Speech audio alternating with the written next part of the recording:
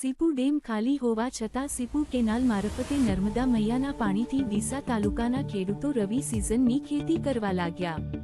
Tharad Sipu line દ્વારા સીપુ કેનાલમાં નર્મદાના નીર વહેતા થતા કોચાસન સહિત અનેક ગામના ખેડૂતોએ શિયાળાના રાયડા જેવા પાકોમાં પિયત શરૂ કર્યું।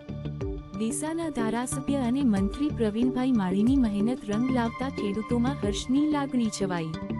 ડીસાના ધારાસભ્ય અને રાજ્ય સરકારના મંત્રી પ્રવીણભાઈ માળીના વિઝનથી ખેડૂતોમાં ખુશીની લહેર જોવા મળી રહી છે, જેમાં મંત્રી પ્રવીણભાઈ માળીના અથાગ પ્રયત્નો અને દૂરંદેશી વિઝન થકી થરાદ સીપુ લાઇન દ્વારા સીપુ કેનાલમાં નર્મદાના નીર વહેતા થતા ડીસા તાલુકાના અનેક ખેડૂતોને શિયાળુ પાકમાં પિયત કરી શકશે। આ વિસ્તારમાં સીપુ ડેમમાંથી કેનાલ મારફતે શિયાળુ પાક માટે પિયત આપવામાં આવતું હતું, પરંતુ આ વર્ષે સીપુ ડેમ ખાલી છે, જેથી ખેડૂતોને પિયત માટે પાણી આપી શકાય તેવી સ્થિતિ ન હતી, પરંતુ મંત્રી પ્રવીણભાઈ માળી અને રાજ્ય સરકારના પ્રયત્નથી થરાદ સીપુ લાઇન દ્વારા સીપુ કેનાલમાં નર્મદાના નીર વહેતા થતા આ પાણીથી કોચાસના સહિત આસપાસના ગામના ખેડૂતો રાયડા જેવા શિયાળુ પાકમાં પિયત કરી આ વર્ષે મબલખ પાક લઈ શકશે।